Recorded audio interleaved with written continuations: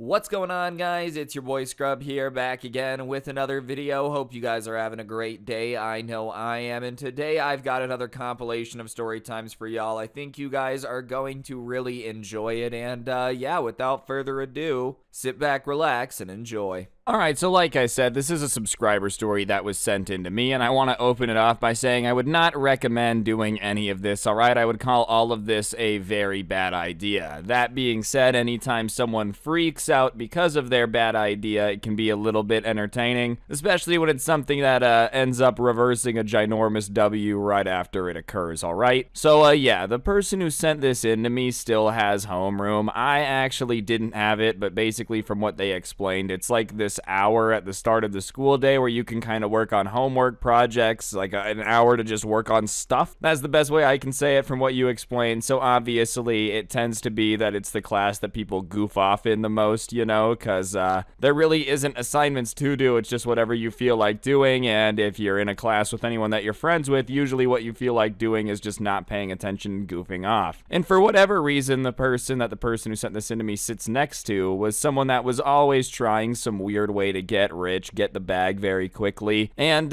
you know, very often these get rich quick schemes didn't work because they were always centered around him being insanely lucky, not about him like starting a business or hard work. You know, it was always just kind of hoping for an absolute miracle to turn like $2 into $1 million. He was aiming way more for luck over effort, but regardless, the person who sent this to me was entertained by like the weird get rich quick schemes they would hear. Regardless, you know, one day the subscriber came into homeroom and sat down, and immediately this dude obsessed with getting the bag starts throwing this speech at him about how he came up with an idea to grow his money really fast, and how, you know, he had just cracked the code for being able to turn small amounts of money into large amounts of money, which, listen, if you've cracked the code for it, good for you. You're gonna have yourself a very fun existence. Chances are you're gonna be sipping on caviar quite often. I don't even know if you sip on it, but regardless, if you really figured out a way to like make a bunch of money, good for you. He said he had found this online gaming place where you could take money and bet money on a game, and then if the like money that you put down on the game was right, it paid you more money. And he's explaining this like there's not a name for this, right? And the person who sent this to me is listening to it, and they're like, wait, so basically you're betting money on what happens? And he's like, yeah. And they're like, so it's a casino? And you know, he has a laptop in front of him, and he's like, I don't know, take a look. A lot of kids in the school had laptops on them to like keep track of assignments and work on stuff because they're in hybrid school. So when they're working at home, they need their laptop, and obviously if you're like halfway done with the project on your laptop, you're just gonna bring it to school. But sure enough, he flips around his laptop, and he's literally showing an online casino to the person who sent this to me. And listen, that's not a way to get rich, dude. I'm not gonna say I hate gambling, because to each their own. I personally think it's dumb. I don't really like to gamble. Obviously, I've just been around it a lot. I'm from Las Vegas. If you want to gamble, that's on you. If you feel like it, hey, I'm not gonna tell you anything. You guys can make your own choices. All I'm gonna say about it is, you know, like I said, I live in Las Vegas. If gambling was good for customers and a great way to make money, I don't know why all these companies keep building billion-dollar buildings and having record profits. You know, you think they'd start losing money at some point. Plus, not to mention, I'm really sure that it's illegal to gamble if you're not an adult. Like, even if you're 18, you're still not allowed to gamble. You gotta be 21. So I don't know how this dude has like managed to find some sketchy online casino to sign up for, but I can certainly tell you that gambling is not the magic way to quadruple your money. I mean, sure, if you own a casino, maybe it's a magic way to quadruple your money, but I don't think gambling is a consistent way to make money. I think it's literally called gambling for a reason. Anyways, the person who sent this to me has a question about like, hey man, I'm not really sure that this is legal. Like, he kind of says that off rip, and the kid turns red, and he's like, well, I signed up with my dad's name and then told him I needed a picture of his ID for school and sent it in, which is a horrible idea, because now, like, not only are you gambling, which is a bad idea, but you made an account with your parents' name that they don't know about. That's a very horrible idea. You should never do that. It doesn't make it magically okay now that you just like fraudulently made an account with your dad's name, you know? But he goes on about how like he has this plan to get rich and he's gonna do it through this casino. And the person who sent this to me starts trying to tell him that, like, okay, this is probably a really bad idea. You do realize that with gambling, you can lose all your money. You know, you're not taking out debt to gamble or anything, right? And he's like, no, no, no. And he's like, all right, well, what are you going to do if you lose the money? And he's like, I haven't thought about that because I don't plan on losing the money, which to me is a very stupid thing if you're going to be like gambling at all, right? I don't think anyone goes into the casino planning on losing their money. Everybody goes in planning on winning. It'd be really weird if people flew into Las Vegas like, hey, I'm going to blow my mortgage this weekend. I don't think anyone does that. Everyone thinks they're going to win, but regardless, you got to think about what would happen if you did lose because it's gambling and there's a pretty good chance that you're going to lose. But, you know, his response to that is like, well, I think I'm going to win, so I'm not going to think about losing, as if that just magically makes the risk of losing disappear. Like, oh, yeah, you're right. Yeah, you can't lose anymore. True. Anyways, he tries to warn him, you know, and he's just not listening to it. And he shows that he had taken this like $500 that he had saved between birthday and Christmas and had put it all into this online casino, and he was going to get rich with it. And so he tries one more time just to be like, hey, this is a really bad idea. You shouldn't do this. Trust me, you're going to regret it. Your money's going to disappear. And like everything he's saying is just not computing, you know. It was like he had tuned his ears to just not listening to any good advice mode. He literally cuts him off during his advice and says, listen, bro, do you want to watch me gamble or do you want to be my mom? Just shut up, all right? Like, nobody cares. I'm going to do it. And at that point, he's like, all right, well, I tried to warn you. This is a horrible idea. I guess I'll watch because, you know, it is definitely going to be entertaining. I don't know if it's going to be for the reasons that you want it to be, but it definitely will be entertaining. That's for sure. So, all right, go for it. And I feel like at this point, it's not really on him. Like, if he's literally tried to warn him multiple times, you tell him to shut up. Okay, all right. Anyways, the kid starts to look through all these different online games. There was like a couple ones in the casino, and he decides that, you know, roulette is just the way that he's going to get insanely rich. Listen, I'm not a gambling expert. You know, all gambling is luck-based. That's why it's called gambling. But roulette is like the extra luck mode, you know? It's just probably one of the worst ways to like get a chance at growing your money that's not just insanely based on luck. But regardless, this guy being just not a gambling expert like any of us, none of us are, decided that he was just going to go to roulette and bet all $500 on green, which, you know, in theory, if it lands on green, would make a lot of money. It's like 32 times the amount. So he would get what? If he bet $500 on green, if it lands on green, $16,000. Obviously, that's not a shabby chunk of change, pretty good payout, but he just decides to risk it all on that. If it doesn't land on green, he loses all of his money. So whatever, he goes all in, places $500 on green, and everyone around him is like, why did you go all in? Why did you go on green? Like, that's a horrible idea. And he starts to tell everybody to like, shut up. I know what I'm doing. Trust me. Like, you guys are all gonna look stupid in a second, you know, just being super confident about the fact that like, you guys are dumb and I'm gonna just look like a genius. Give it a second. So sure enough, it starts to spin and it lands on green, right? He literally stands up screaming, and I'm not gonna lie, I probably would too. He had just turned $500 into 16 grand, said he had a plan, knew it was gonna happen. Like, he just felt like an absolute G. And obviously everyone around him is flabbergasted because that's insanely unlikely. Like, do not gamble, you know. Once again, I don't recommend this. That being said, the odds of that happening are what, like 1 in 35, 1 in 32, something like that. Very low odds that that is going to happen, you know, and anytime it does happen, it's a big deal. And obviously at that point, if you just turn $500 into 16,000, you should just walk away. Just walk away. Take the money and leave. You're already insanely lucky that it landed on green when you bet it there. That's like lottery level luck. But, you know, the teacher kind of goes back and forth with him for a bit because he had been really loud, and he sits back down, and they can tell that he's thinking, and they're like, dude, no, come on, don't keep gambling. Like, just take the money, right? Just take the money. Everyone is saying, don't do it, take the money. And so when he sits down from the teacher yelling at him and everyone starts to give him advice, he's like, shh, shh, everyone be quiet. I'm going to do it again. And literally everyone, even the people that don't know how to gamble very well, are just like, what are you talking about, bro? That's a horrible idea. You definitely shouldn't gamble again. You just turned $500 into 16 grand. You shouldn't gamble anymore. Just take it. What are you doing? Obviously, when you're up big at the casino, the key is to walk away. And this is how they get you, right? You know, the house always wins is a saying for a reason, but he says he's going to do it. He opens his calculator app on the laptop and he's like, well, if $500 turned into 16,000, then if I bet 16,000, it would turn into 512,000, which sure, I mean, theoretically is correct. That is the math that if it happened, but you're talking about back-to-back green in roulette. You know, it's rare enough to happen once. It's rare enough for the same number to be hit at all, period. So, like, the twice in a row, that's just not gonna happen. The odds of any number hitting twice in a row, green or not, is like 1 in 1,369. 1 out of 35 is luck already. You just 32 extra money, that's huge. Then obviously, it's a horrible idea to just make the exact same gamble again, because the odds of something very rare happening twice in a row is even more rare. You know, it doesn't take an expert to realize that that's probably a good way to lose all $16,000, especially when you're up big. There's just no reason to double down. I feel like anyone that's ever made money from gambling always says that the key is to walk away when you're up, you know? Once again, I'm not an expert, but like, I feel like it's always a saying, if you're up huge, you should leave because it's gambling, and if you don't, you're gonna just slowly lose money. If you just keep playing and playing and playing games that require luck after you got lucky, you're probably not going to be as lucky as you just were. You know, and literally everyone is lecturing him, telling him, please don't do that, that's a horrible idea, like, you're gonna regret it, you know. And I agree, that is a horrible idea. Just take the $16,000. That's an absolute crap ton of money, especially when it was 530 seconds ago. But nope, apparently he just looked around at everyone and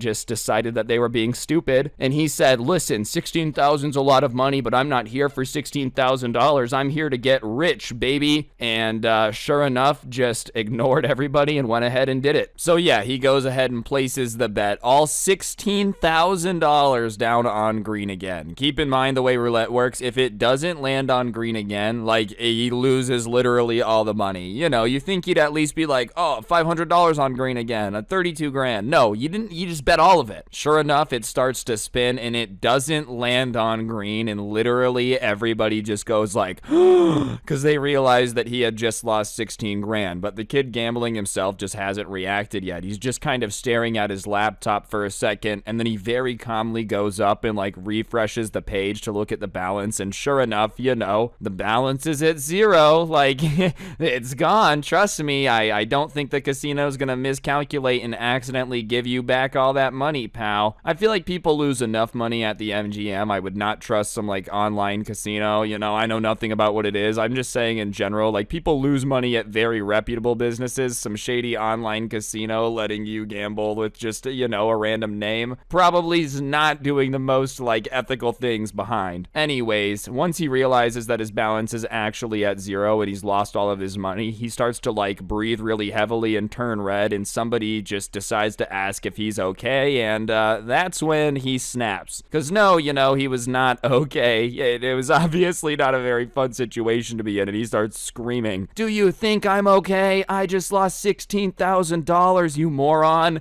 And then he picks up his laptop and like lifts it above his head, you know, just all the way up there like a basketball player going for the block, and then just slams it down onto the ground like an absolute slam dunk. And obviously it makes a huge crash. You can hear stuff breaking on it because believe it or not, ladies and gentlemen, here's your fact of the day. Electronics don't like to be thrown. You know, laptops don't enjoy being lifted up 6 feet into the air and then slammed onto the ground. Obviously it ends up breaking the laptop, and at that point the ruckus is so large the teacher just can't ignore it. Like, there's just so much noise going on, so she looks up and yells, what's going on? And you know, because she had already had to yell at him earlier when he freaked out about winning it, she wasn't exactly having a bunch of patience. So she gets up and like, he's just ignoring her, not saying anything, just kind of looking at the broken laptop. And so she repeats herself. She's like, what's going on? Like, what is wrong? And the kid is just angry at that point and probably embarrassed. I mean, I would be, dude. You just rage freak out and destroyed your laptop in front of everybody. Chances are people are going to be making fun of you for that one. But for some reason, he's so angry, he decides to start screaming at the teacher, which, you know, I don't really agree with, because the teacher had nothing to do with you deciding to lose all the money that you just won. She's just asking why you're smashing your laptop in the middle of class, which is a pretty reasonable question, you know. You shouldn't scream at her. It's not your fault that you gambled like an idiot. But regardless, he starts screaming at her that he had lost $16,000 and that's why he's upset, and she should probably mind her business, which it's probably hard to do with you yelling, dude. I mean, when you start smashing your laptop in class, you are kind of making it everybody's business. What, did you just expect everybody around you to pretend like nothing was going on? You're just over here like a bull in a china shop, Best Buy edition, just smashing monitors, laptops, whatever you can get your hands on. Why are people looking at me? Anyways, the teacher snaps back at him and she's like, well, you shouldn't be gambling in the first place, and I would mind my business, but you're breaking your laptop and screaming like a child, which makes it impossible to ignore. Like, you're acting insane. You do realize realize that you shouldn't be gambling in the first place, and even if you are, like, you are literally freaking out, destroying stuff in the middle of class. Everyone's gonna hear it. Everyone's gonna be paying attention. You're making it everybody's problem. You know, I can't mind my business. And at that point, the shame of losing money and getting roasted by the teacher just hits him at once, and it makes him very upset. So he starts picking up the laptop and smashing it onto the ground harder, which, you know, I don't really know what that was supposed to do. Like, hey, man, I'm not the one making the decision. I don't know why he decided to just keep smashing his laptop. The teacher roasts you and says that you're acting insane, and you're like, I'll show him. You just go back to smashing the laptop. Like, I don't think you understood the point, man. She was kind of saying that's the behavior that makes him think that there's something wrong. The money is still gone. If anything, your birthday money is gone too, so you should be more careful about breaking your laptop. Like, you just lost all the money that you had and you're gonna break the expensive object? I don't know, man. I wouldn't say that's a great move. Laptops aren't cheap, especially when you're now $16,000 poorer than you were 30 seconds ago and way broker than you were for saving all that money. Anyways, he's just kind of smashing his laptop, and at that point, the teacher has had enough, and she tells him to get out of the class and go to the principal's office. And, you know, I'll admit that this is more cringe than anything now. Like, it's just like, yeah, you gotta go, bro. Like, she really didn't have a choice. Smashing the laptop, screaming, it's pretty cringe. You just gotta go to the principal's office. But he screams back fine and, like, starts to gather his things. He obviously knows that he's not coming back to the class, so he's like, I'll just take my stuff with me, you know? And the teacher's like, all right, fine, get your stuff, whatever. Just stop screaming and go to the principal's office at some point. And he picks up his laptop and he goes to fold it, and it just, like, won't fold. The way that he had thrown it on the ground had smashed the corner in on itself, so it, like, was prevented from folding, you know? But literally everybody's staring at him, and the teacher's like, what are you doing? And so he just kind of takes both hands and just pushes it closed. And when he pushes it, it literally just kind of, like, cracks and just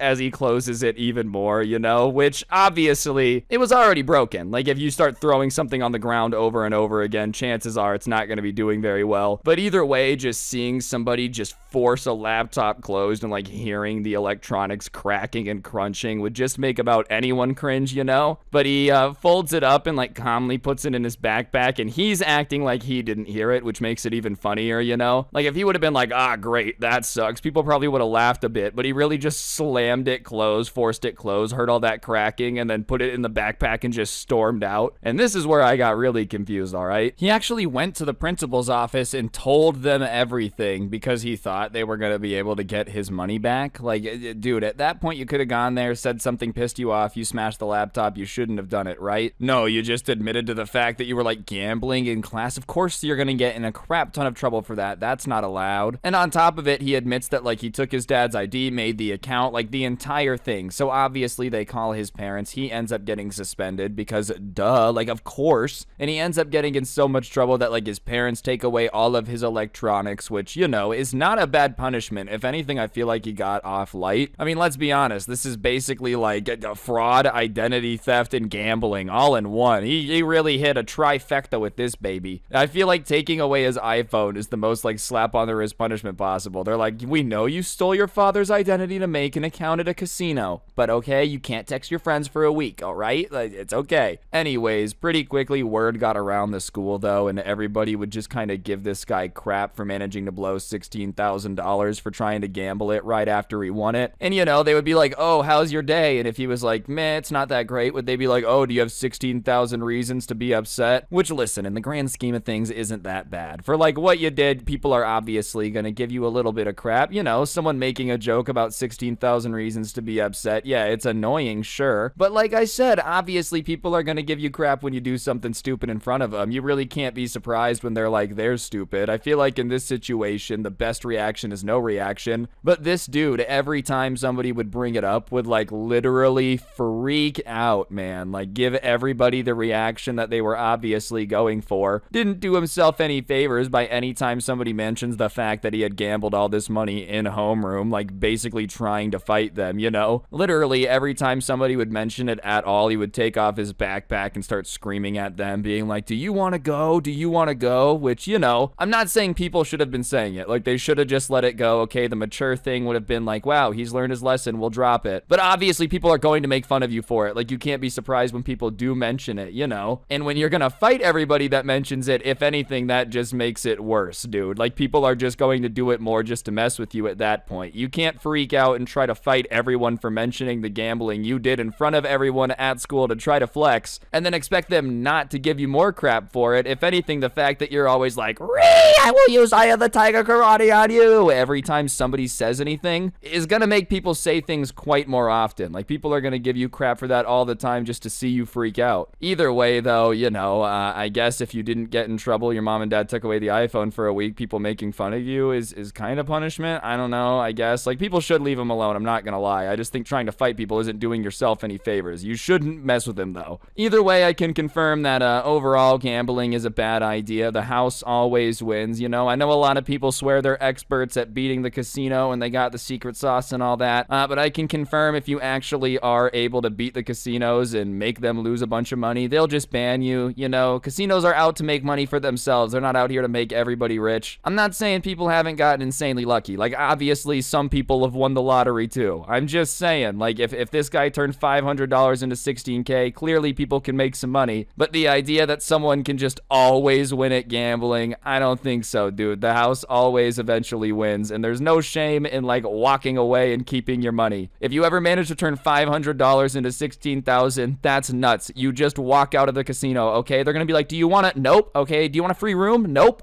You say no. You just walk out. Because if you stay, you're gonna, oh, I'll just spend a little money. No. Just leave. If you're up that big, you just walk out. I love that he broke his laptop, too. You know his parents weren't down to buy him a new one. You know, he probably thought by the time he got home, like, one would already be on the way, but his parents were probably too upset to be on a replacement laptop duty. Like, what did you want him to do? Oh, so on top of stealing your dad's identity and using it to make a gambling account and losing a bunch of money, you then destroyed your laptop in front of everyone at school and expect a new one? Go to your room, young man. You have the rest of your suspension to think about how stupid of a question that was. A friend I used to skate with a lot, one time I wasn't there, but he ended up getting his skateboard stolen by this angry Karen lady that hated that he had one. But yeah, he told me I could tell it on the channel, so without further ado, let's get right into it. Okay, so when I was like 16, 17 years old, me and my friends would skate pretty regularly, and every now and then one of us would be busy and the group would still skate. It's not like if one person wasn't there, we all sat there and went, no one touch a skateboard, it's illegal now. But whatever, one day my friends were at the skate park doing their thing, which is where you're supposed to be on your skateboard, right? Usually they would just go skate stair sets and stuff, but they were just there to warm up before they like got on the bus and went to this place downtown to skate. And so finally everybody gets there and they start walking over to the bus stop. And, you know, for the most part, it was pretty chill. You would just pick up your skateboard, get on the bus, and then get off the bus with your skateboard. You didn't do tricks on the bus, obviously. There wasn't a verse about that in the wheels of the bus. The wheels on the bus say, do a kickflip now or I crash the vehicle. Like, I don't think that's how it goes, but whatever. They're sitting there waiting for the bus to pull up, and there's this, like, middle-aged woman kind of sitting with her back to them with her arms crossed. And they didn't even notice her at first. They were just kind of talking amongst themselves, and they were talking about where they were going to go once they got off the bus. And the friend, who was actually the main guy who got his skateboard stolen in this story, was filming a, like, little skate part at the time. He was the best in our friend group. He wanted to film a little part so that way he could, like, send it out and maybe get sponsored. So he was talking about how he wanted to go to this specific stair set and how he wanted to film it. And it's really no one on the bus's business what other people are talking about. Like, if you're just sitting there eavesdropping on random conversations, kind of cringe. But for some reason, this middle-aged lady decides that she has to say something, and she turns to him and says, do you really feel that it's appropriate to skate on public property? And he kind of looks at her and he giggles a little bit because he thought she was kind of being sarcastic. Like, you know, when you say something to somebody that just is ridiculous because you want them to laugh at how ridiculous it is. That's how he kind of thought about it. And he went, oh yeah, well, I mean, if they kick us out, they kick us out. Which is honestly his opinion on it. And he thought that she would be like, oh, okay, like everything was gonna be fine. But she instead just gets like her eyebrows all furrowed together all angrily. Do you think it's funny when security guards have to kick skaters off of property? Do you think that's what they want to do with their day? And my friend's kind of confused, and listen, if a security guard were to come up to us when we were skating and tell us to leave, we would just leave. We didn't want any problems. We didn't want to cause any issues. But my friend, trying to be a smart aleck in this situation, says, well, I mean, they're kind of there to do their job, so yeah, I think that's what they want to do with their day. And we would never try to cause issues, but I mean, in a way, he's right. Like, lady, if the security guard comes and says don't skate here, we'll leave. But yeah, it's kind of his job to keep the building secure, so if he comes and does it, I don't think it's like some super big annoyance. Maybe if we were a different group of kids that were just gonna fight Paul Blart if he told us to get out of there, it would be a different story, but none of us were going to do that. None of us were like that. And then she starts going off about how obviously my friend has no respect for anyone in the security industry, and it's one of the most dangerous jobs around. Which, I don't know how she jumped to that conclusion. I mean, first of all, yes, are security guards further in danger than like a normal job? Sure.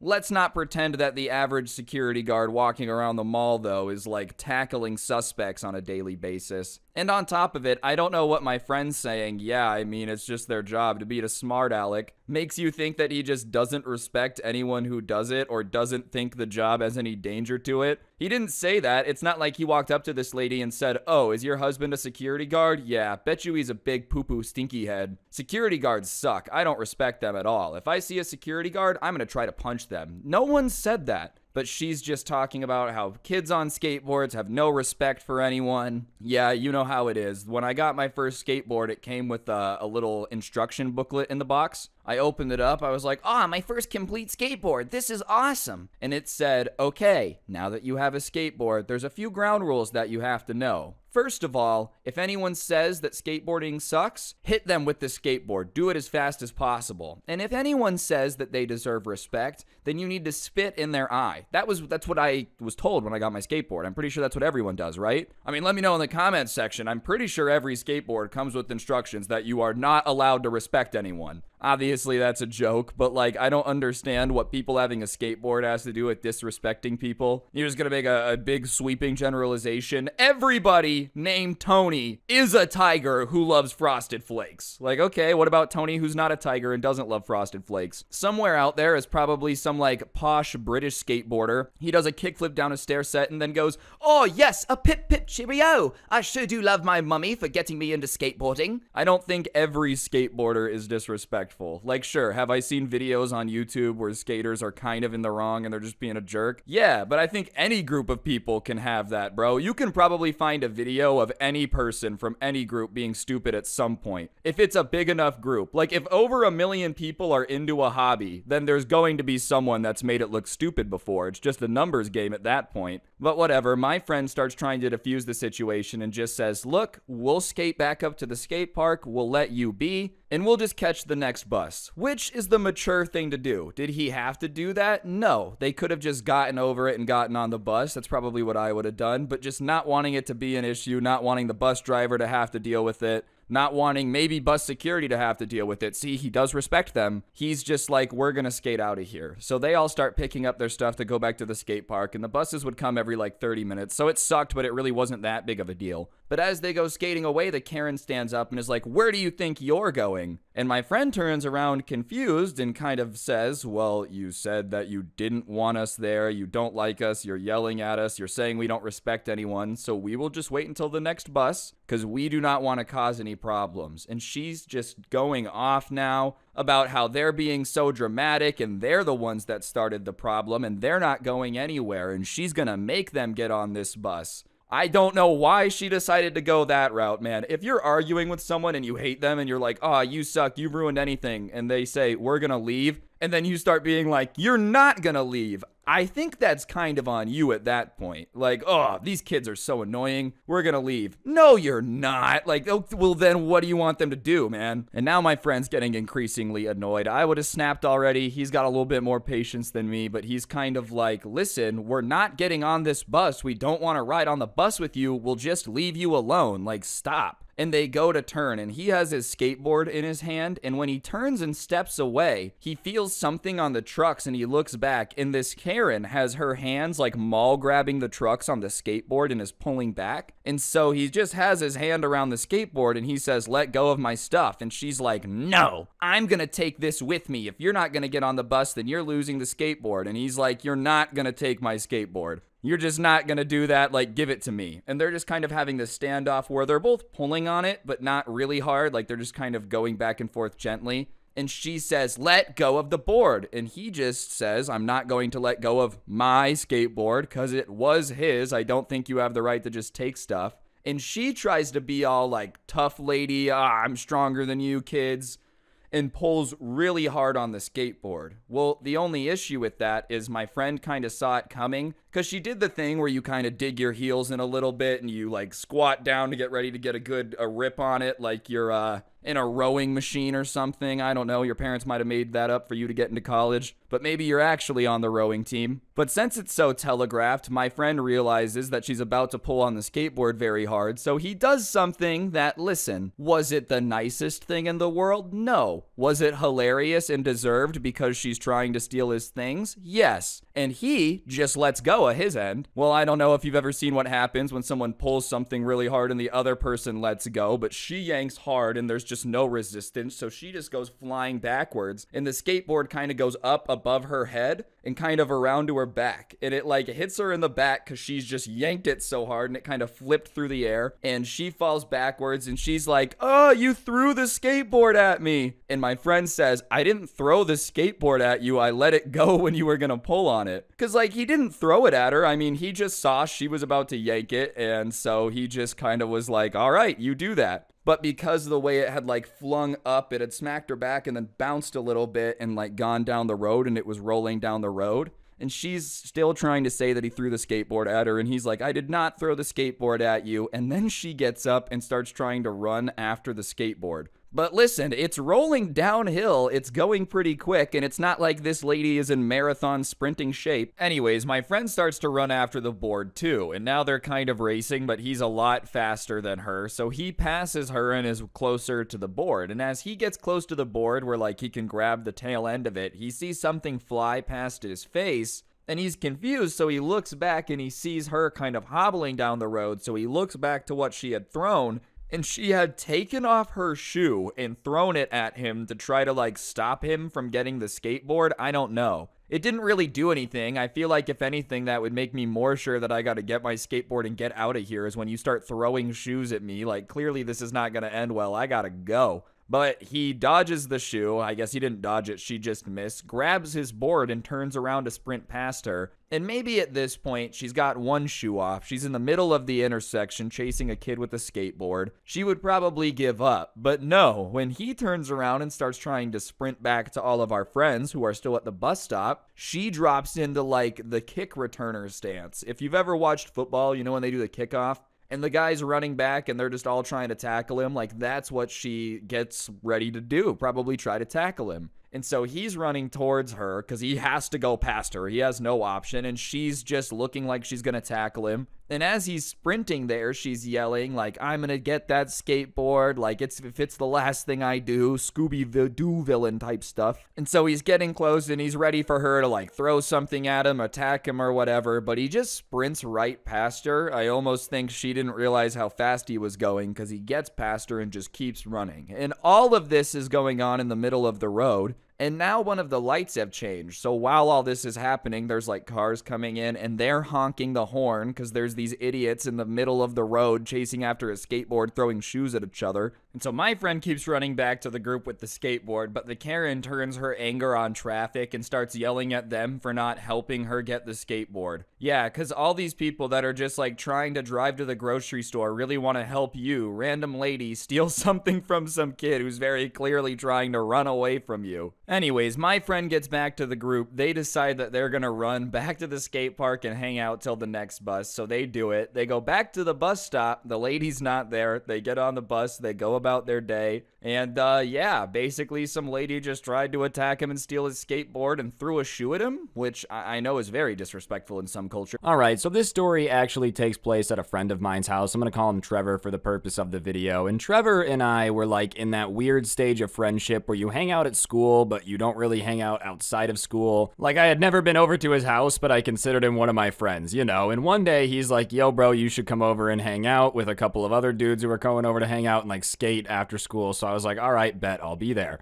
And I didn't think anything of it, obviously, because it's not like I had any ill intentions. I'm not trying to become friends with this dude to fight his dad. Believe it or not, that was not on my to-do list when I decided to go hang out. But whatever, I go over, and sure enough, everybody's just kind of in the front yard. He had a rail set up, and people were just kind of skating and hanging out. And so I'm hanging out there, and I said, hey man, is it cool if I grab like a water from the fridge? And Trevor looks at me and he goes, yeah, of course. In fact, if you want a soda or anything, just go for it, just grab it. So obviously at that point, I'm like, okay, sweet, I'm gonna grab a water. And since Trevor said it's okay, I'm gonna grab a soda, right? I know it's like rude to grab something without asking, so I would have never just like grabbed a soda out of the fridge unless Trevor had said it's okay. But I go into his garage and I'm the only kid in the garage, and his dad is kind of sitting there like watching something on TV in the garage, and they had a pretty deep garage, so I actually hadn't seen him until I came into the garage. Just the way the sun was kind of coming over the house, it was just kind of shadowy. So I walk in and I say, oh, hi. And he goes, hi, I don't know you. And I said, oh, hi, nice to meet you. I'm Ryan, right? And so I walk over to the fridge and I open it and I grab a water, and there's a bunch of soda there, and there's like 1 can of Coke left, right? And then there was like 50 cans of Pepsi. And so in my mind, I'm like, okay, I'm gonna take a Pepsi because it would be rude to take the last Coke. That was honestly what I was thinking, that like if I had 1 Coke left and someone took it, I wouldn't want that to happen, so I'll take a Pepsi. And I grab a Pepsi, and as soon as I put my hands on it, I hear like a growl noise, and I'm a little confused, and I look over and I see that his dad's staring at me, and his like friendly demeanor has now shifted into a face that's like a scowl. He's not seeming too thrilled anymore, and so I kind of stand back up, and when I stand up, I take the Pepsi out and I go, I literally say, and he goes, did someone tell you that you could take that Pepsi? And obviously I'm a little bit confused, and I literally go, me? Because I'm the only person in the garage, but I'm like, yeah, I just introduced myself, bro. You just saw me take it, you know? And he's like, who do you think I'm talking to? There's nobody else in this garage. Who told you that you were allowed to take a soda out of my fridge? And I'm like, oh, Trevor did. And he's like, well, that's funny, because last time I checked, Trevor isn't the person paying for the groceries around here. So how about you put that soda back? Because I didn't say that you were allowed to take one. Do you know how rude it is to come into someone's garage and start taking stuff that they've paid for? And I'm literally just like gobsmacked confused in this moment, because I'm just like, I don't even know what to say. This dude's giving me this lecture about how it's rude to take stuff out of the fridge, but like his kid had literally told me it was okay to take a soda.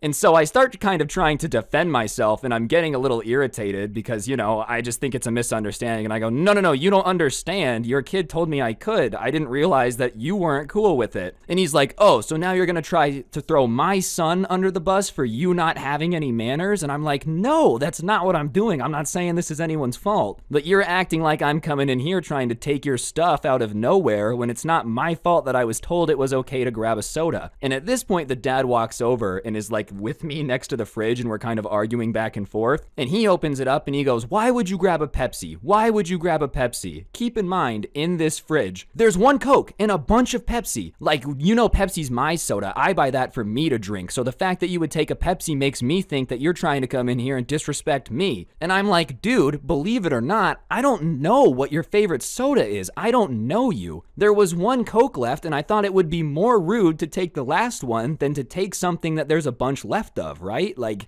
I don't know, bro. That was really my thought process. I didn't realize that the Pepsi was not supposed to be taken. I didn't realize Pepsi's a dad soda. If you're under the age of 25, Pepsi is illegal. Like, I didn't know that, dude. No one's ever ID'd me to get a Pepsi, which I'm not gonna lie is probably a pretty smart alecky thing to say, you know. But regardless, at that point, I'm irritated. This dude is acting like I'm really out here trying to steal a soda. I can get a soda, thank you though. But I'm being a smart aleck, and he's like, you know what? I don't like your attitude. Put the water and the Pepsi back and get out of my garage. And at that point, I'm like, okay. So I just drop it on the floor, which not the best thing to do, okay? It's not like my maturity level is where it is now. I wouldn't have done this now. But when I drop it, the Pepsi pops. And he's like, you're making a mess. And I go, I'm leaving. And I just start to walk out of the garage. And I want to say, you know, obviously popping the Pepsi. If you're watching this, angry dad, I apologize. I didn't think it was gonna do that, bro. I really did not. In the moment, I thought it was gonna like hit the floor and roll, you know, which which still doesn't make much sense. I just shouldn't have dropped it. But like, it's not like I set out with the goal to throw the Pepsi on the ground and cause a mess. And I apologize if you're watching this, bro. But either way, I start leaving and he is yelling now that like, get out, get out. And I'm like, I'm leaving, bro. And that's when I kind of feel him like right behind me. And he's not pushing me out of the garage, but he's walking like faster and I have to keep walking faster to stay away from him. So I get out of the garage. And at that point, everyone in the streets just kind of turned and watching this. No one's skating anymore. And Trevor's sitting there slack-jawed because his dad is like beat red with anger, like escorting me off the property.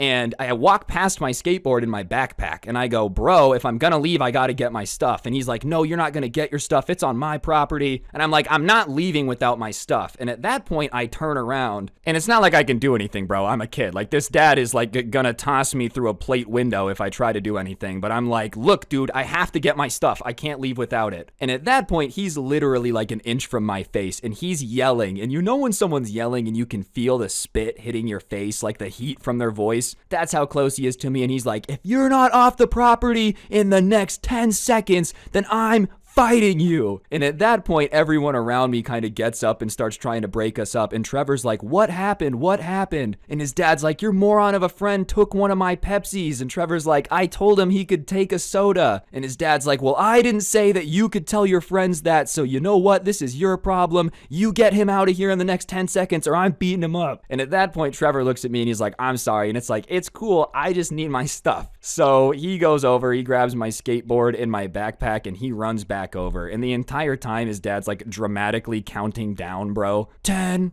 9, 8, 7. And I'm like, I'm going. And I get on my skateboard and I get down the driveway when he gets to 1. And like, now I'm on the street. And you know, I'm not saying I'm like the fastest skateboarder on the planet. I'm not setting speed records, but like, I can definitely skate faster than someone not in their physical prime can run. And I look back and I'm really confused because the dad is like running down the driveway. And I'm almost like, is he trying to scare me? Because there's no way he's going to be able to catch me. And he's running and he's like, I said, get off my property. And I'm skating away and I'm not trying to egg him on, but I'm just laughing because it's just so absurd, bro. Like, obviously this entire situation is just one big misunderstanding. You know, none of this was intentional. The entire thing's just a disaster. I think it's hilarious, but I guess he thinks I'm laughing at him because he starts to like run even faster. Well, as I said, this dude's not in like the prime of his physical shape. Probably hadn't run in a while because as he's running down the driveway, he like trips and eats crap, bro. And he doesn't fall soft, you know. I think there's something to be said if you like play a sport or something where you fall a lot, you kind of learn how to fall. Not that it like looks graceful to ever eat crap, but you know, if you're a sprinter, you kind of know how to fall if you're sprinting. If you're a skater, you kind of learn how to fall. You're in football, you learn how to get tackled. Well, this guy apparently hadn't fallen in a bit because he falls hard. And when he falls, I just like stop laughing and turn and just start skating. And it wasn't because, you know, I didn't want to make sure he's okay. I just assumed that if he got up and saw me still standing there laughing, that he was going to be even angrier. And at that point, I kind of felt like, you know, not that it's about winning the situation, but if you're running after me and you fall, like, all right, that's probably the place to leave that, you know? So whatever, I go home, bro, and I'm sitting there and I start getting texts and I look and it's from Trevor and he's like, bro, I am so sorry. I should have told you not to touch the Pepsi. Another one of the kids that had been like at his house skating, I guess, had been like taking a lot of sodas home. And so later that day, his dad had talked to Trevor and been like, is that the kid that keeps stealing all my Pepsi? And Trevor was like, what are you talking about? Come to find out, another kid that was a part of that group, not me, had been like, yeah, going into the garage and taking 5 or 6 cans at a time. And his dad had just noticed that like, damn, I used to have to buy Pepsi once a week and now I've got to go and like buy it all the time because it's always gone. Who's doing it? So he had just assumed, he should have asked, that like I was the person who had been taking all of his Pepsi. Not that it would have made it okay, you know, but I guess in my mind it made a little bit more sense why he was just so heated about me touching the Pepsi. But from my perspective, bro, I'm like, what is going on? I was told to come get a soda and now I'm getting yelled at and like screamed at for getting a soda. All in all though, I probably would have not won the fight. It's pretty good that I got to just skate away, you know. It's not like I'm a physical specimen out here. If YouTube boxing was my sport, I probably would have a losing record, you know. So all in all, I guess getting out of there was all right. I did not really go back to Trevor's house house after that. You know, we stayed friends, but no offense, I wasn't really trying to go over and get screamed at for taking a Coke this time. So we just kind of stopped hanging out at his house. Alright, so obviously somebody sent this in to me, and the person who did lives in an area where, you know, you can see your neighbor's house, but you can't exactly make out a bunch of details of what's going on. They have a little bit of space between the houses. Regardless, the house that was next door to them ended up going for sale, and, you know, it ended up selling pretty quickly, and a single dude in his 40s ended up moving in, and he seemed nice enough. He came over and introduced himself and was like, hey, I'm new to the neighborhood, you know, I just moved in next door. And honestly, the person who sent this to me just thought it was going to be like any other neighbor you have, which is essentially you basically forget they exist unless you're looking at them or like talking to them, and you don't need to remember that they're there. In my opinion, that's the ultimate good type of neighbor. You guys get along, but it's not like you feel some weird obligation to be checking in all the time. You know, if somebody were to break into your house, they'd call the cops, but you're also not going to pretend that you want to go hang out with them on Friday night. Let's be realistic here. If you're really aware that your neighbors exist, either they're your friends or they're horrible neighbors. I feel like the best type of neighbor is like a good waiter. They always keep your water glass full, but they're not standing over your shoulder the entire meal making sure that you eat it all. You know, you basically, for the most part, should have a great time interacting with them when you interact, but other than that, whatever, you should just live your life and do your thing, you know? Regardless, the subscriber instantly knew something was going to be weird, not from the second he introduced himself, but from like a couple nights after he moved in. He had just so happened to be in his backyard shooting this airsoft gun that he had just got in, and it was late at night, probably like midnight or so, and all of a sudden he hears from his neighbor's property where the guy had just moved in a bunch of howling. But, you know, he can't really, like, distinguish what type of howling it is, which, if you've lived somewhere your entire life, is pretty easy to do. Like, you know, if you've lived in one area your entire life, you just kind of become familiar with what sounds are normal and which ones aren't. He knew what a coyote howling sounded like. He knew what a wolf sounding howled like, or a wolf howling sounded like. I flipped that around, sorry. Regardless, though, he's really confused by this howling, because it sounds like it's, you know, just some different type of animal trying to howl, like almost as if a bear had been listening to some coyotes talking and was like, hey, I'm gonna go try to pick up on that language, you know, the Chicago Bears are becoming bilingual. Regardless, you know, he's hearing this weird howl, he thinks it's a bear howling, and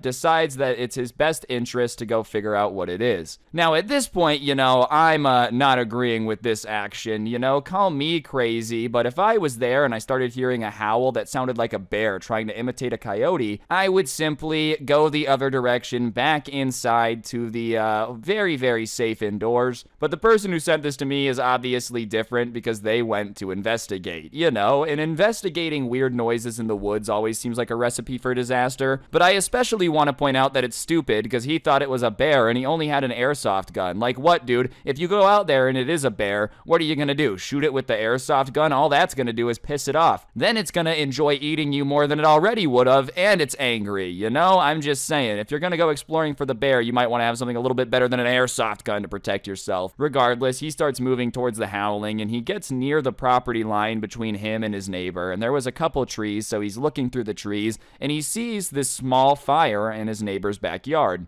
Which, you know, isn't really that weird. People have fires in their backyard all the time in this area. It's not like it's a super bizarre sight. But what is really weird to the person who sent this to me is what the neighbor is doing around the fire. You know, instead of just sitting there in a chair, sitting back, relaxing, he's like running around the fire, doing a dance, howling. Obviously, he couldn't make out every detail because he was a little bit away. It's literally by the firelight, you know, and he's looking through some trees. But that being said, he's like 95% sure that his neighbor is in a loincloth with like a wolf's head on, like a hat type of thing, literally running around, howling around the fire and like doing a dance. And he's just kind of looking at it, processing it for quite a long time, because obviously you're just kind of like, what? His first thought is WTF, because, you know, it's not every day that your new neighbor ends up like trying to do some secret wolf ritual to become the ultimate alpha male of the pack. You know, you never expect to see a dude outside outside in a loincloth with a wolf's head on, chanting, going like, I am the werewolf. Regardless, he just kind of takes it in for a bit, as you would, you know, definitely not what he was expecting. And he's like, wow, this neighbor seemed like normal. You know, I had gotten kind of a weird vibe, but I never expected this. And so he's watching his neighbor dance and howl around the fire for a bit, but then something happens that took it from just like something weird to something that almost made him crap himself. Out of nowhere, his neighbor like stops his dance and his chanting routine,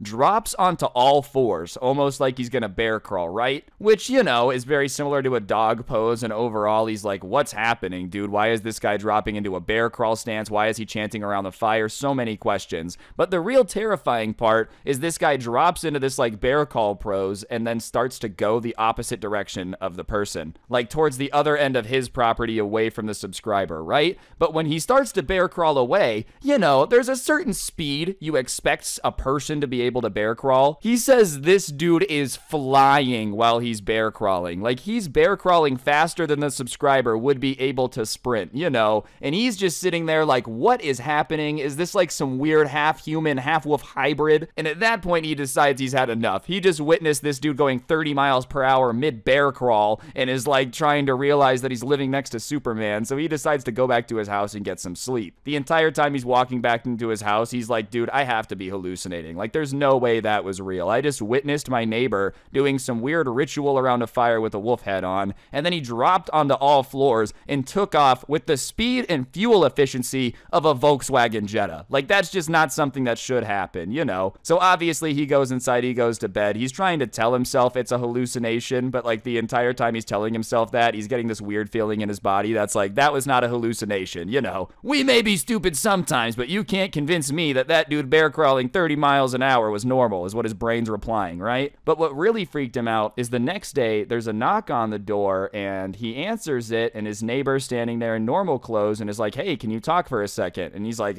sure. And the neighbor starts to ask him if he heard any weird howling last night. And obviously, not wanting to give away that he had seen this dude's wolf ritual, he decides to play dumb, and he's like, oh, yeah, I heard some howling, but I just figured it was a pack of coyotes or something. You know, I didn't really know what it was. I'm not too familiar with animal noises. Obviously, you know, he's not going to come out and be like, yeah, why were you by the fire doing wolf rituals and then crawling with the speed of a small car? And when he says that he didn't know what it was and he thought it was the coyote, he gets even more concerned because the neighbor's face, like, relaxes right away, you know? Almost as if he's happy to have heard that, and he's like, oh yeah, that's what I thought too, you know, I just figured I'd come ask because it scared me. I'm not from the city, or I'm not from here, so like, I'm not used to noises like that, so I figured I would come ask you and just see what it was, but you think it was a coyote, so yeah, I figured that's what it is too. And at that point, the subscriber's getting really creeped out, because he's like, what is this dude doing? You know, I'm playing dumb, but so is he. Obviously, it wasn't coyotes, I saw this dude doing it, but like,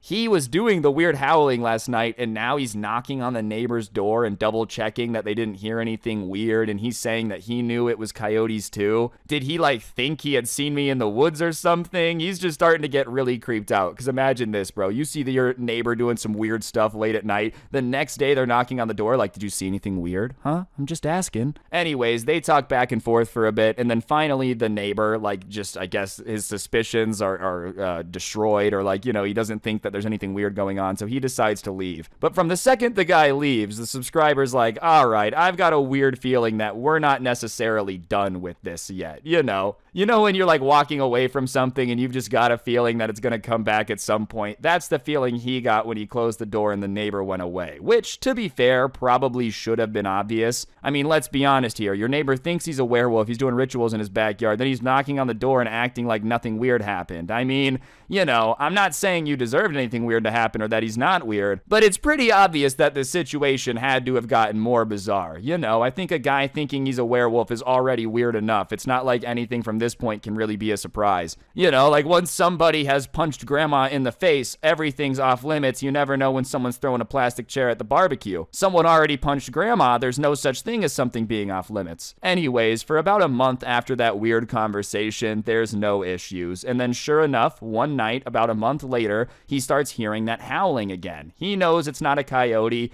and, you know, he knows that he probably shouldn't go make sure that it's his neighbor being a crazy person, but he can't help himself. So he works up the courage to go out and see what the howling's from, and he's really hoping that he gets over there and it's not his neighbor, you know, that he just gets over there and his brain will finally be like, see, you idiot, look, it was a wolf the entire time. You were just hallucinating. Anyways, he's going to investigate, and he sneaks through the wood, and he sees the same thing, bro. The guy's doing his ritual around the fire, wolf hat on, the whole shebang, you know, howling, the whole nine. And the only thing that freaks him out right away is the guy's looking his direction this time, and he looks directly at him and then looks away. And for some reason, he's like, he saw me, you know? The guy goes back to his dancing and stuff, but he just gets this really weird feeling that the dude has seen him. So he kind of like grows back into the tree line a little bit to try to conceal him. And regardless, the neighbor's doing his thing, jumping around the fire. And then all of a sudden he stops and he does that thing where he drops onto all fours. Except this time, instead of going the opposite direction, he starts bear crawling as fast as he can, which is surprisingly fast towards the subscriber who's thought he was hidden in the tree line. And at that point, he's looking at it for a second and he realizes, oh, he's coming at me. Like, he's not just coming this direction, he is coming to me. So at that point, he drops everything, turns around, and starts running, literally about to crap himself, which, I mean, who can blame him, dude? Imagine being in this situation. You hear howling, you're outside hiding behind some trees. There's a grown man in a loincloth bear crawling at you with the speed of a car. And then, like, you know, you just don't know what's about to happen. Of course you'd be scared about to crap yourself. Anybody would in that situation. I don't care who you are. You could be the toughest person on the planet. If somebody just starts bear crawling at you unhumanly fast, you're freaking out. Anyways, he starts running back to his house, you know, but his surprise is that instead of hearing like nothing behind him, he hears something gaining on him. And so he's kind of like, there's no way that this guy is literally bear crawling fast enough to catch up with me as I'm running. The number one rule if you're running away from something though, you don't turn back and look. The only thing it's gonna do is slow you down or freak you out if they're really close to you. You know, anyways, they break the rule and they look back to see what's gaining on them. And all they see is like the top of the wolf head crawling right behind them and gaining on them. So they turn around and start trying to run even faster, but the only problem is, like, at that point, by turning around, you can't run as fast, you know? They're freaking out, they're even more scared because they realize that this person's bear crawling and going to catch up to them. And so, like, even with all their might, with that boost of fear, it's just not enough to keep him from catching up to him, and he feels the wolfman grab him on his shoulder, and instead of tackling him and, like, taking a chunk out of his arm with the first bite, he just spins him around, and now they're probably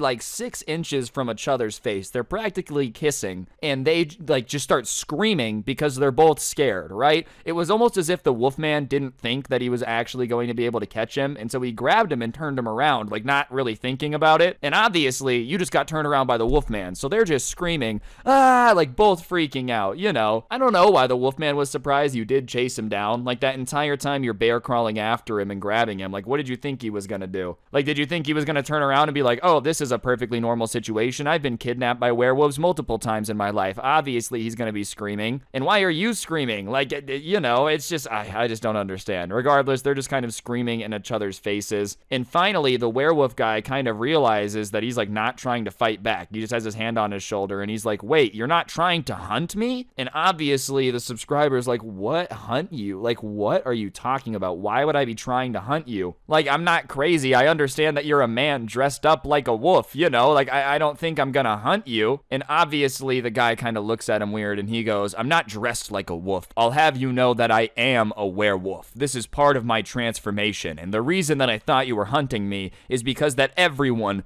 wants to hunt a werewolf. And immediately, he's like, oh, my neighbor thinks that he's a werewolf. He's wearing this wolf hat once a month and like he thinks that he's a werewolf and people want to hunt him. Anyways, he tries to be like, dude, I don't really believe in werewolves, so you don't have to worry about that. I'm not going to be hunting you because, I just don't believe in werewolves. And he thinks that's probably the best way out of this is to just, he's not saying you suck for thinking you're a werewolf. He's just saying, I personally don't do the whole werewolf thing. But somehow the neighbor thinks that him doubling down on werewolves not existing is the weird part of this, even though he's literally dressed like a wolf howling at the full moon. And so he kind of like does a spin in a circle and he goes, if you really think werewolves aren't real, then what would you call me? You know, as if that was supposed to make the guy be like, oh yeah, you're right. Now that I'm seeing you do a 360, werewolves do exist. My goodness, you're not just my weird neighbor in a loincloth screaming at the moon in the backyard. Nope, no way, that's not what's happening. Like honestly, if you weren't right in front of me and just shown that you had the ability to bear crawl faster than a car, I would call you crazy, somebody that thinks they're a werewolf and is like actually chanting at the full moon and thinking they're transforming into an animal. I would call you nuts. You know, that being said, it's probably not a good idea to look at somebody that thinks they're a werewolf and transform into a creature on the full moon and go, I think that you are nuts. And even, you know, let's pretend werewolves do exist for a second, right? You know, like let's pretend that they are real. Even if you do exist and you are a werewolf, right? Why would he be hunting you? Like, I just don't understand why your neighbor, who hasn't been hunting you so far, would magically just want to be hunting you if he didn't even know what your howl was the last time.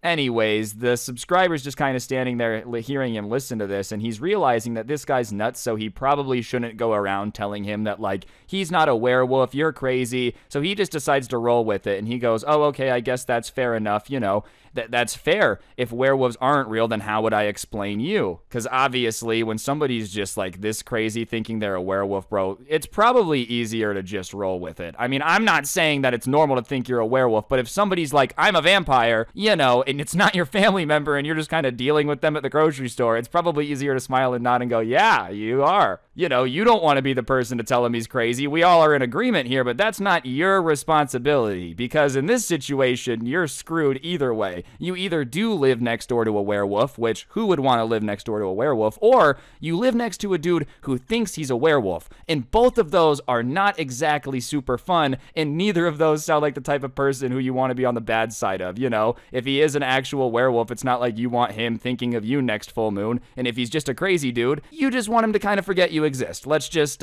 you know, drop off the radar, call Lester, remove our wanted level from the werewolf real quick, you know, it's just that simple.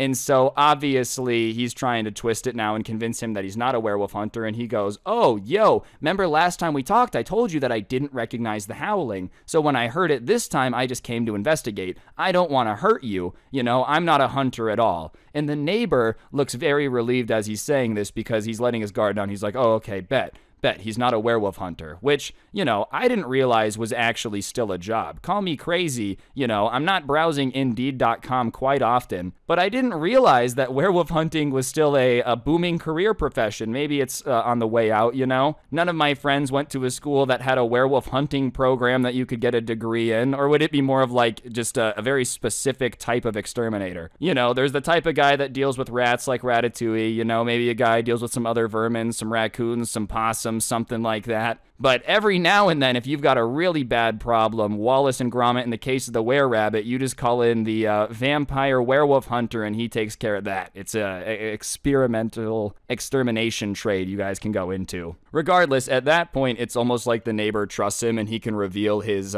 you know, werewolf secret. So he starts talking about how he's a werewolf and people in his last town were starting to hunt him, so he had to move here, and that's why he moved in such a hurry. And the entire time, the sub's just smiling and nodding, pretending that all of this makes sense, because, once again, you just don't want to be the dude to tell Crazy Werewolf Guy that he is a crazy werewolf dude, you know? Especially now if he's talking about how people are out to hunt him, it's definitely not worth it. And after a while, he finally gets the venting out about how hard it is to be a werewolf, and he looks at his neighbor and he shakes his hand and he goes, man, thank you for being cool about this, you know, usually people aren't very understanding about it. And he's like, oh, what do you mean people aren't understanding about you being a werewolf usually? And he's like, well, usually when I tell people that I'm a werewolf and I have the ability to shapeshift and every full moon I become a wolf, they get intimidated by my power and pull away. But I can tell that you have a true warrior spirit and understand the werewolf heart. I can, you know, understand that you are not intimidated by my power. And listen, dude, I don't think they're pulling away because they're afraid of your werewolf power. They're afraid of sentences where people say that, like, if you do not have a warrior heart, you cannot understand the power of a werewolf. You know, it just kind of makes people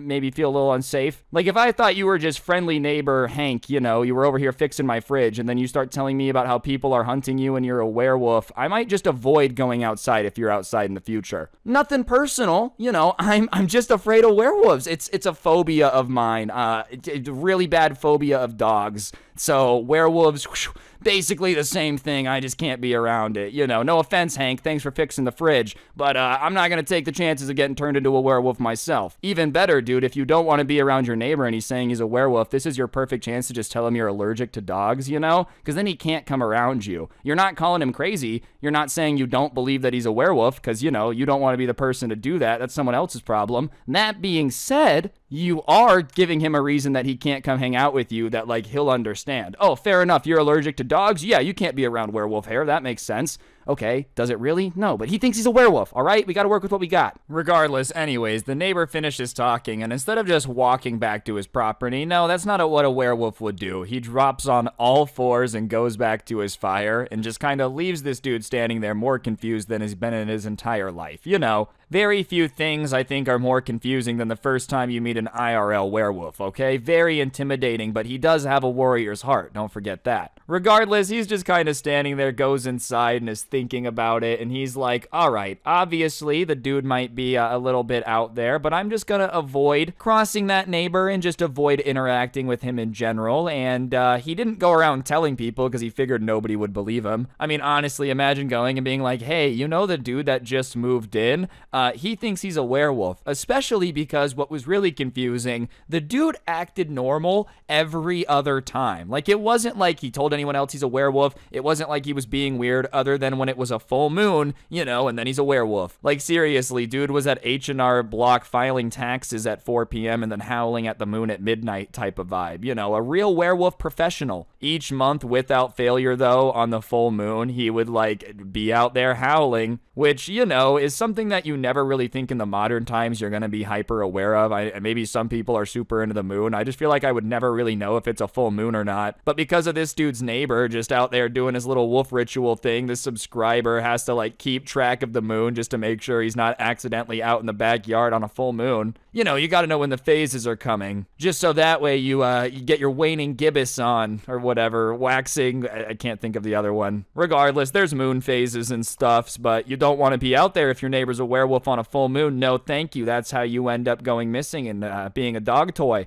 Imagine somehow in all of this that he's, like, actually a werewolf and we look crazy for just making fun of it and assuming he's just a little bit off the rocker, you know? Like, next time he actually transforms into a werewolf and, like, throws a car at his neighbor's house with his newfound strength. I don't really know what werewolves get when they transform other than being a werewolf. Like, I don't know if that comes with super strength or not, but it should. Like, if you're gonna be cursed to turning into a monster once a month, you might as well be able to throw a car while you're the monster. Alright, so obviously whenever there's a good Minecraft kid story sent in to me, I take interest. You know, they tend to do pretty well, so when this one was sent in to me, I definitely was paying attention. Basically, you know, everybody has, at least I did, hopefully you guys can relate to this, when you were growing up, like a kid in your neighborhood who was just a little bit weird, a little bit out there. You know, there's a lot of kids that live in your neighborhood, but everybody knows that there's the one that, like, collects lizard belts, you know? Just a little off. Regardless, I guess the person who sent this in to me had one of those in the neighborhood that was a little bit of a Minecraft kid. And this past weekend, he had been outside hanging out with some of the other kids in the neighborhood, and they had just been playing some two-hand touch football out in the street. Overall, a relatively normal activity, you know, not much going on, not video game related at all, and you would think it would be hard to assume that a bunch of kids playing two-hand touch football in the street were, like, challenging you. Regardless, the house that they were playing in front of just happened to be a few houses down from one of the kids, the Minecraft kid, who didn't come outside a lot. And he was just kind of the definition of an iPad kid, you know, just kind of glued to it, literally talked in, like, Let's Play quotes. He didn't actually know any English that wasn't related to that. And on top of that, like, everything he touched, he just left that iPad goop residue on, you know? Which is just the absolute worst, dude. Listen, obviously I'm a fan of YouTube, but we all know the iPad kids that have literally just been, like, raised by the internet, you know? And, oh, dude, there's just something so gross about somebody, like, that leaves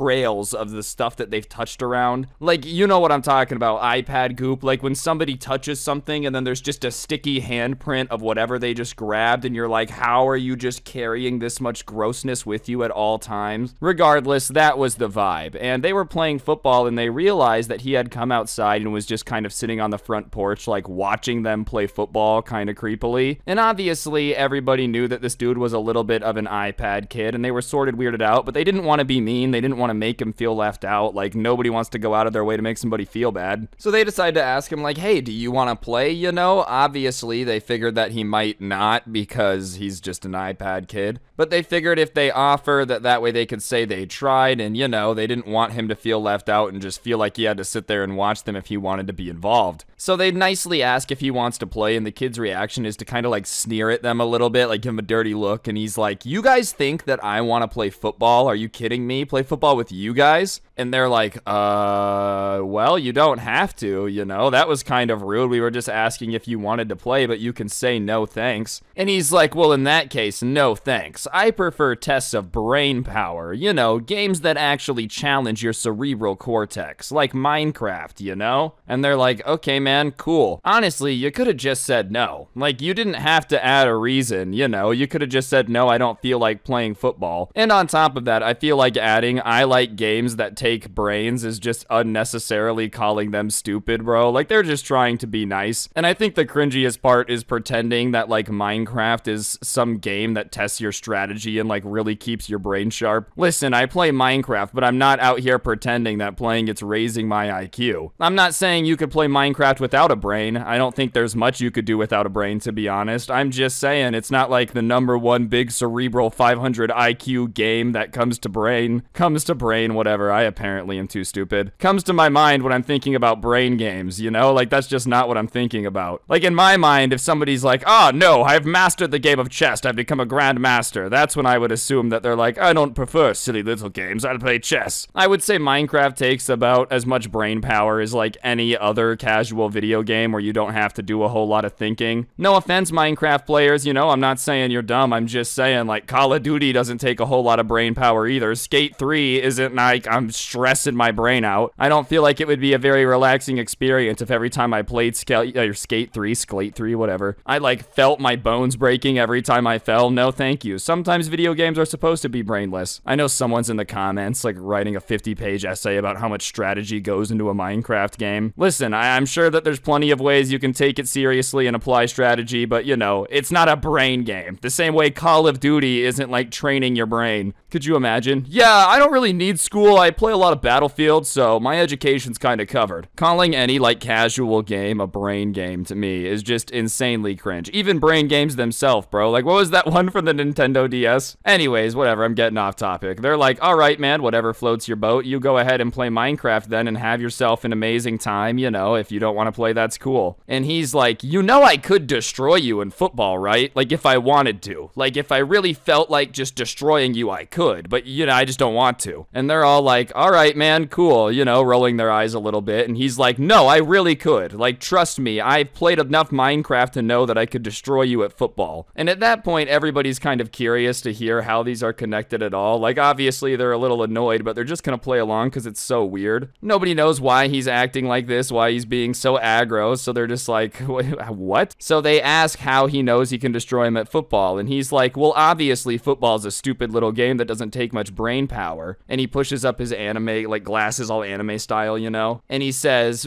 Minecraft, as you know, takes a lot of brain power, and the amount of Minecraft that I've played has shown me how to strategize not only in Minecraft, but in basically every game ever. So even though football's stupid and doesn't take a lot of brain power, I feel like my Minecraft experience is going to allow me to run circles around you guys if I feel like it. And everyone is standing around kind of like, alright, bro, not really sure how football and Minecraft are related in strategy. Like, these two things seem very far apart, but whatever. whatever. And so they kind of challenge him, and they're like, all right, well then you pick a team, and if your team beats us, then we'll shut up, and obviously you're just the smartest person ever. And he's like, fine, I agree to your challenge, which is obviously the wrong move, dude. I'm sorry. Even if you're cracked at Minecraft, #1 Bed Wars player in the universe, it just has nothing in common with American football in the slightest. Like, these two games could not be more unrelated in terms of strategy and what you're supposed to do. And I'm not even trying to say that everyone that plays Minecraft isn't athletic, dude. Like, if you played a lot of Madden, you could probably understand, like, the strategy side of football a little bit. Even that's a big stretch, but, like, at least those two things are closely related. Minecraft has nothing to do with sports, dude. Like, imagine somebody saying, hey, man, trust me, I'm pretty good at tennis. I've played a lot of Minecraft. You'd be like, what does that have to do with anything? Even then, Minecraft's not a very strategic game. Like,